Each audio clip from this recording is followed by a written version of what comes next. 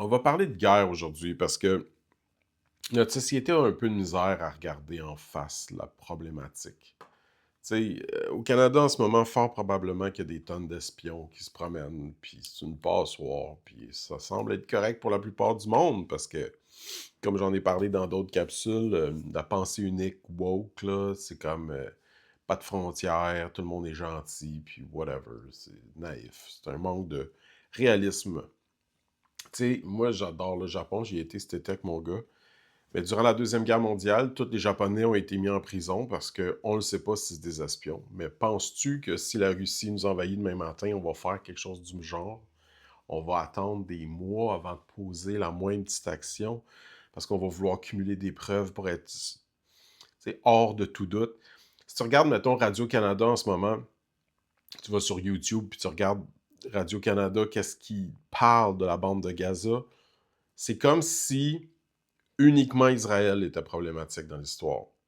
T'as quasiment pas de mention des problématiques des groupes d'extrême fanatiques, religieux, islamistes, djihadistes, peu importe, qui sont fort probablement financés par la Russie. On a plusieurs indices que c'est le cas, notamment le 7 octobre, la façon que ça a été orchestré puis attaqué, ça faisait très russe, etc.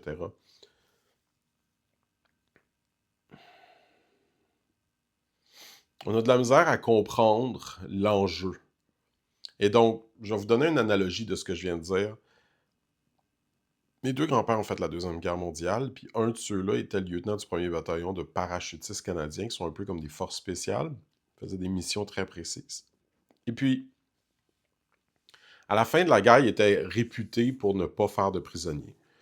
Fait que là, c'est comme si aujourd'hui, Radio-Canada, tout ce qu'elle faisait, c'est dire « Oh mon Dieu, le premier bataillon de parachutistes canadiens n'a pas été blanc comme neige dans ce conflit qui dure depuis 6 ans. Ils ont pas respecté toutes les lois de comment qu'on fait un affront en temps de guerre, sans parler de la barbarie, de l'Holocauste, sans parler des camps de concentration, sans parler de toutes les théories raciales nazies, sans parler de tout ce qui est problématique de Hitler à OSS en passant par tout ce qui est la carte de membre nazie, etc. Et donc, cette espèce de deux poids, deux mesures qui est partout dans le traitement de notre pureté, parce que on a cette espèce de tâche originelle qu'on veut purifier, là. Puis il faut absolument qu'on soit parfait devant l'ennemi, quand l'ennemi est un barbare qui fait n'importe quoi. Tu sais, j'ai eu une obstination récemment avec une amie parce que je disais que c'était fort probablement du djihad, ce qui se passait en Australie. Puis je me suis fait dire, tu sais, les Juifs, il y a d'autres gens qui les ont persécutés que nous, comme si c'était une espèce d'argument, tu sais, comme si c'était comme tout le monde haït les Juifs, donc Hitler aurait dû finir la job tant qu'à faire. Tu sais, comme si c'était ça l'argument. Quand en fait, la problématique, c'est plus de dire, ben, probablement que c'est de la djihad, parce que ce qu'on voit depuis la bande de Gaza, c'est de la désinformation, c'est du deux poids, deux mesures. C'est une façon de toujours parler uniquement du point de vue gazaoui, qui est toujours présenté comme une victime, mais d'Israël, jamais comme une victime du Hamas et de toute la corruption qui vient d'eux. Tu sais, si, comme je le disais dans une autre vidéo, le colonialiste, qui est une bonne vidéo qui parle du Moyen-Orient en passant. Je trouve que j'ai bien fait cette vidéo-là.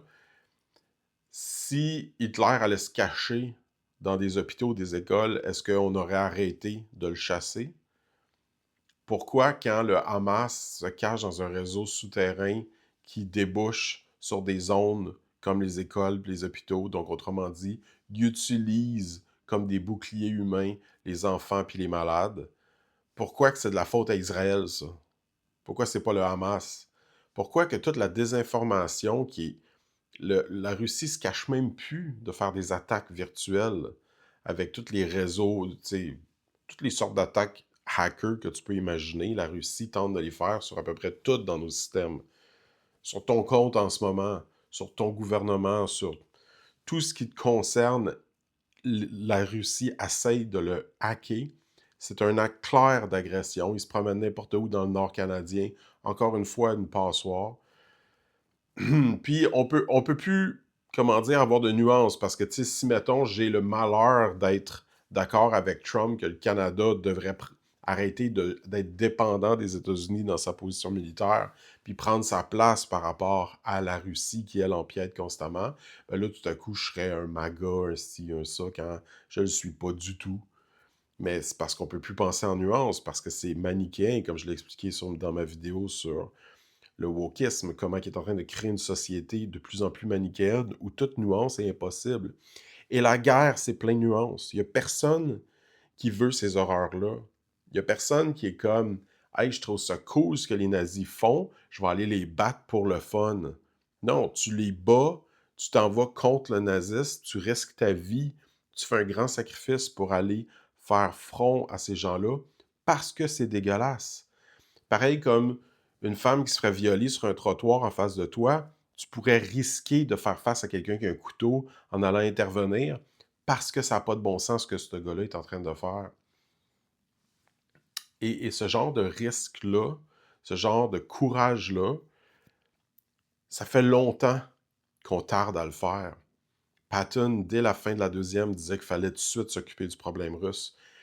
Mais il a empiré avec le temps. Quand Gorbatchev est arrivé, puis il y a eu la chute du mur de Berlin, on pensait que c'était la fin. Mais non, il a empiré avec le temps. Et ça n'aurait jamais dû même être un problème par rapport à l'Ukraine, parce que d'aucune façon, les forces européennes alliées aux États-Unis, au Canada, etc., comment dire, peut perdre contre la Russie. C'est pas possible. Mais si tout le monde est morcelé puis est incapable de faire front à cet ennemi évident commun-là, qu'il soit djihadiste ou des soviets à la Poutine, qui semblent de plus en plus être un amalgame. Petite parenthèse. Le fanatisme islamiste djihadiste et l'extrême gauche, qui est jamais nommé. On a parlé récemment de la montée de l'extrême droite au Chili, mais on parle jamais de la montée de l'extrême gauche, qui pourtant est hautement problématique et qui est de plus en plus pro-djihadiste et qui crée le mélange entre les deux, l'espèce d'extrême gauche mélangée à le djihadiste, crée une espèce de théorie de conspiration complètement débile qui justifierait encore une fois l'antisémitisme dont Hitler rêvait. Puis encore une fois, le fait que ça se répète, ça, dans l'histoire, c'est pas une preuve de la faute des Juifs, c'est juste une preuve de la faillibilité de l'intellect humain qui est tout le temps en train de répéter des théories de conspiration à la con. Et donc, le fait que les théories de conspiration à la con reviennent à la surface et ne meurent pas, ça prouve rien d'autre que la stupidité humaine. Et donc, si on a eu peur pendant un temps de l'extrême gauche à la genre bloc communiste russe, chinoise, Corée du Nord, etc., mais les Russes sont pas moins alignés avec ce que les Chinois veulent faire à Taïwan dans ce qu'ils font en Ukraine. Ils sont peut-être plus la même sorte d'extrême gauche. Le wokisme est une autre sorte d'extrême gauche. Celle de Poutine, on pourrait dire aussi, peut-être tu pourrais la qualifier d'extrême droite si tu préfères, mais dans le fond, c'est une dictature qui met tout dans un bloc et non pas l'extrême droite comme une espèce de marché privé libre, hyper individualiste. Bon, peu importe. C'est des simplifications, la droite et la gauche. Mais tout ce que j'essaie de dire, c'est que ce qu'on voit dans cette espèce de connivence entre les djihadistes et ce qu'on pouvait appeler avant l'extrême gauche et la nouvelle extrême gauche, genre woke, mais qui aussi, par exemple, dans la chute du mur de Berlin de Gorbatchev, est devenue la dictature à la Poutine, qui ressemble pas moins à celle chinoise. Et donc, cette espèce d'amalgame-là, woke, djihadiste, bloc communiste, livre littéralement une guerre à l'Occident. Il y a toute notre liberté démocratique. Ils disent explicitement qu'ils veulent détruire la démocratie parce que l'être humain ne devrait pas avoir le droit de vote. Ce qu'il devrait avoir, c'est l'imposition d'une loi, d'une autorité supérieure, que ce soit sais, notre empereur soleil chinois, que ce soit le Coran, c'est la même affaire, que ce soit Poutine, les services secrets, peu importe. Et donc, il va falloir y faire face tôt ou tard, parce que s'il y a de l'espoir à plein d'égards dans les statistiques, puis dans plein de choses qui s'améliorent dans l'humanité, il y a aussi plein de choses qui reculent, comme des questions environnementales, mais aussi comme ces blocs-là. Quand je dis les blocs, là, je fais référence à notamment à la Chine et la Russie, mais il y en a plein d'autres.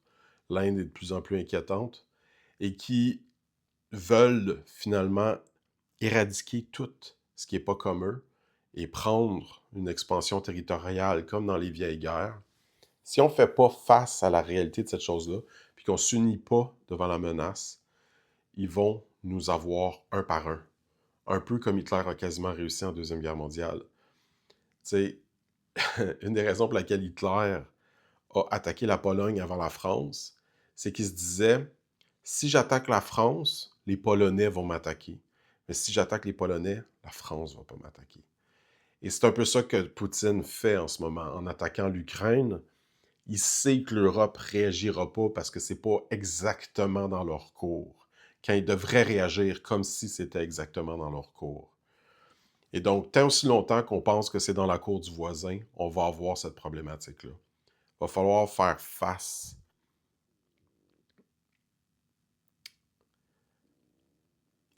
à des barbares qui veulent entrer dans la cité, puis il va falloir agir comme des bodyguards, des doormen à la porte. Et ça, va falloir peut-être un peu, effectivement, piler sur nos principes. Va falloir être plus que juste un intellect terne et inerte qui est incapable d'action parce qu'il veut juste l'action parfaite. Et donc, quand je faisais référence, par exemple, aux lois de la guerre, je ne suis pas en train de dire qu'on ne devrait pas les respecter. Je suis en train de dire, quand tu es dans, je sais pas moi, mettons, on va prendre un combat de la UFC, puis tu n'as pas le droit de fesser d'un couille. Mais tu te bats contre quelqu'un qui fait juste ça, fesser d'un couille, puis l'arbitre fait rien. À un moment donné, tu n'as peut-être pas le choix de fesser d'un couille. C'est un peu ça qui se passe. La façon qu'on se fait attaquer au niveau informatique, la façon qu'ils sont en train de faire de l'expansion territoriale de plus en plus, demande une riposte, demande une colonne. Et ça, pour reprendre l'exemple de mon grand-père parachutiste, ça peut impliquer que des fois, tu ne feras pas de prisonnier de guerre parce que ça fait 6 ans que tu sues puis tu baignes dans le sang de la guerre. Puis à un moment donné, demander la pièce d'identité aux nazis, lui mettre des menottes, l'amener à une prison, tu n'as juste plus le temps pour ça. Tu lui tires une balle en tête puis tu continues à foncer sur Hitler. Parce qu'à un moment donné, c'est la seule façon de détruire ce genre de monstre-là. Tant aussi longtemps qu'on n'est pas capable de regarder le monstre qu'on a à battre dans les yeux, c'est lui qui va nous abattre.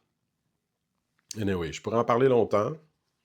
Comme je disais, mes deux grands-pères ont fait la guerre. J'ai un grand respect pour le sacrifice des militaires. J'aurais peut-être aimé servir, mais bon, c'est une longue histoire familiale qui m'en a empêché.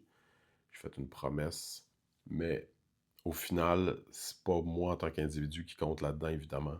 Ce qui compte, c'est d'être capable de faire face à la problématique telle qu'elle est, puis arrêter de se mettre la tête dans le sable par rapport au fait que ça fait des années qu'on se fait attaquer par les Russes. Ça fait des années qu'on se fait attaquer par les djihadistes. Ils ne sont pas proches d'arrêter. T'sais, la religion musulmane, il y a plus que 2 milliards d'individus sur Terre qui sont dedans. C'est plus que la Chine, c'est plus que l'Inde. C'est immense. Je dis pas qu'ils sont un front uni, puis je dis pas qu'ils sont tous de même, évidemment. Puis il y en a beaucoup qu'ils le sont un peu par défaut, parce qu'ils sont nés dans un pays musulman, mais c'est pas vraiment des pratiquants. Mais comment que ces blocs-là, comme la Chine et la Russie, se disent explicitement pro-Gaza dans la position, et on a tous les indices pour penser qu'ils subventionnent le Hamas, notamment dans les attaques chirurgicales comme celle du 7 octobre, qui était trop bien organisée pour ce qu'il y avait eux-mêmes comme réseau. Ben, à un moment donné, il faut arrêter de se mettre la tête dans le sable puis chercher toutes les bébites à Israël. Je ne suis pas en train de dire qu'Israël est parfait. Je ne suis pas en train de célébrer ce qu'Israël fait. Mais la guerre, c'est sale. Puis juste regarder la saleté d'Israël, c'est hypocrite. C'est littéralement du deux poids, deux mesures. Je vous laisse là-dessus.